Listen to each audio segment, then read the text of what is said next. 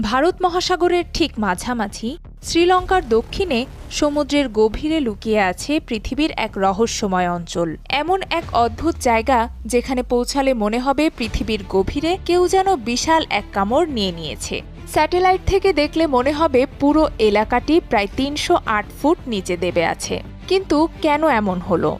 ভূমিকম্প, হারিয়ে যাওয়া কোনো মহাদেশের ধ্বংসাবশেষ, নাকি পৃথিবীর অভ্যন্তরে লুকিয়ে থাকা কোনো অজানা শক্তি? এই রহস্য বহু বছর ধরেই বিজ্ঞানীদের ঘুম হারাম করে রেখেছিল। বিজ্ঞানীরা এই এলাকাকে নাম দিয়েছেন ইন্ডিয়ান ওশান জিওড্লো।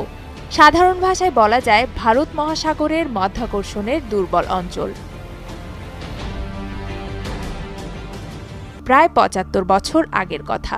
১৯৪৮ সালে ডাচ বিজ্ঞানী ফেলিক্স অ্যান্ড্রিস এই অঞ্চলটি প্রথম আবিষ্কার করেন।